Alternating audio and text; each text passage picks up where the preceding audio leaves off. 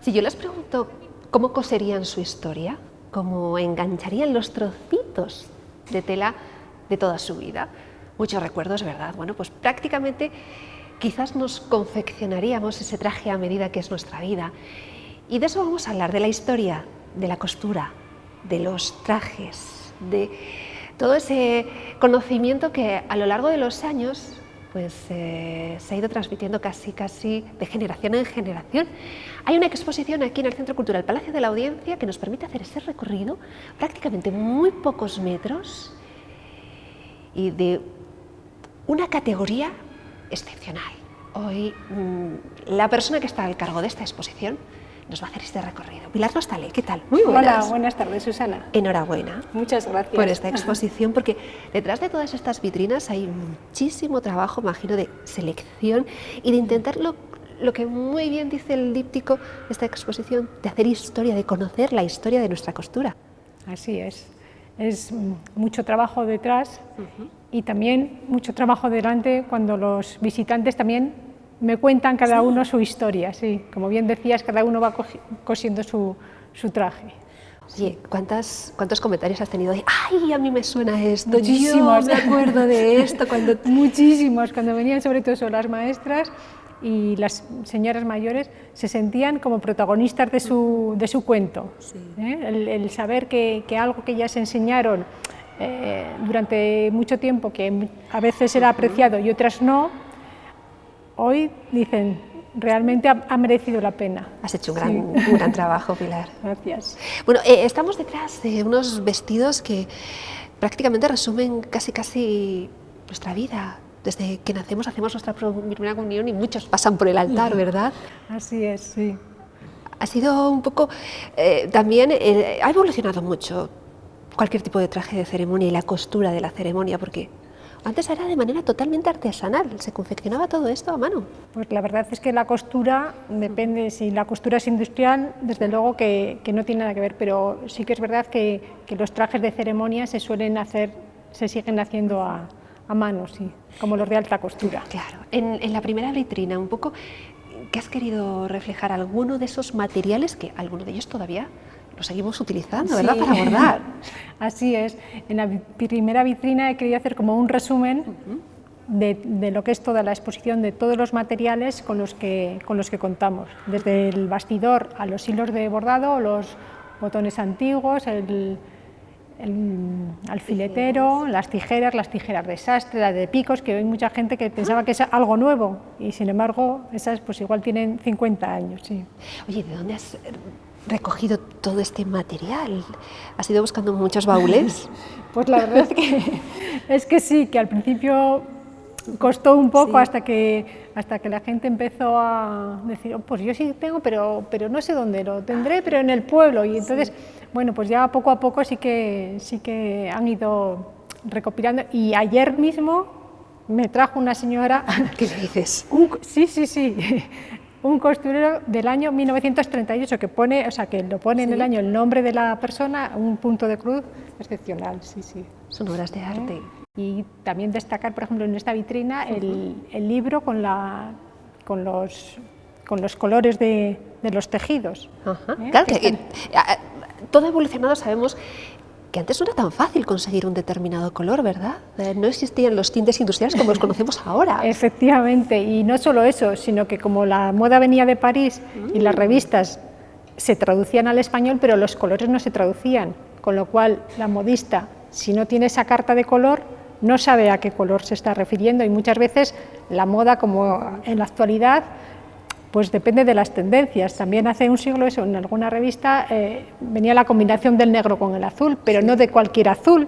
Tenía toda su complicación. Sí. En la segunda vitrina vemos muchos libros de costura.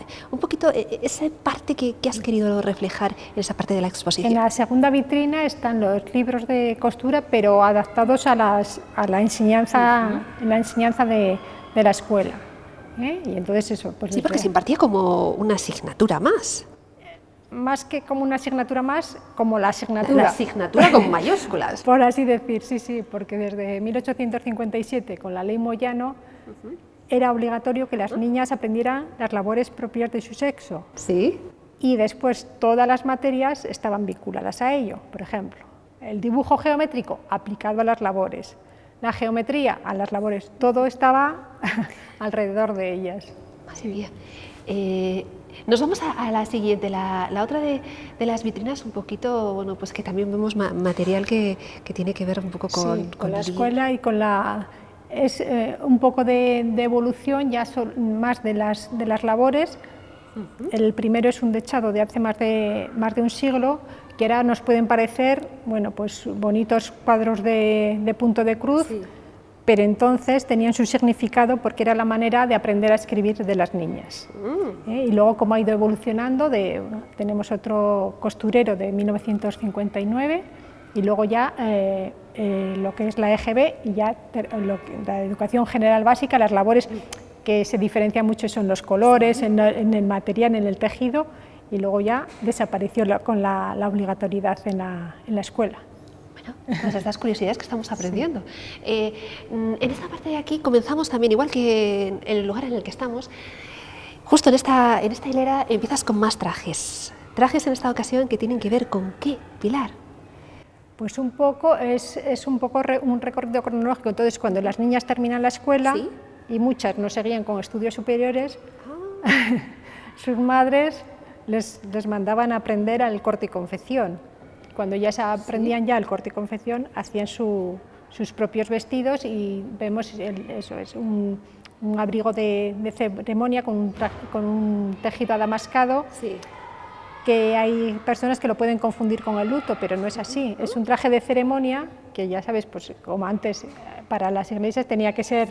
¿Se casaban de negro también? Sí, pero después del traje podía ser de color, pero tenía que ser... Lo externo tenía que ser negro. Tenía que ser negro, sí. O el vestido eso de una niña de 2 años que en la vitrina de antes de las labores, por ejemplo, las niñas aprendían lo que es ropita de calzar. Sí. Que la ropita de calzar, mucha gente de las que viene no sabe lo que quiere decir, no son zapatitos, sino cuando ya el niño, el bebé, empezaba a andar, es la ropa de esa edad, pues como de 2 años o así.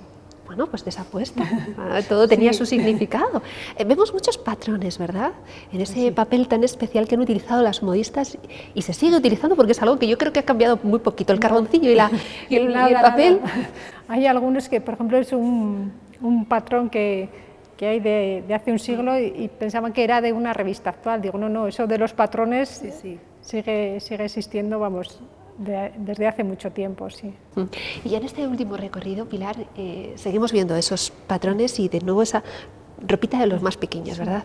Pues un poco eso, cuando las mujeres ya sabían el corte y confección, confeccionaban las prendas para su propio ajuar y para los miembros de su familia. Entonces aquí vemos un poquito eso, lo que es el ajuar y las ropitas de primera puesta. Después de este recorrido histórico nos toca llegar al presente.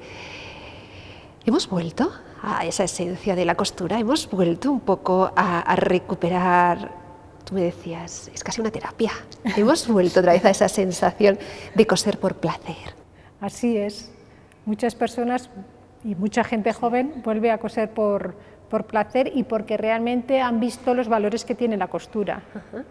Y entonces, hoy como ayer, y como me imagino que seguirá siendo mañana, la costura tiene unas propiedades que son buenísimas como terapia, que ya se usaba en el siglo XV, y como prevención de la terapia, o como me decía una señora, que también sirve de adelgazante. Yo dice, sí, porque mientras estás haciendo algo, como tienes que tener las manos limpias, no comes nada. Digo, pues oye, eso no lo sabíamos. Sí.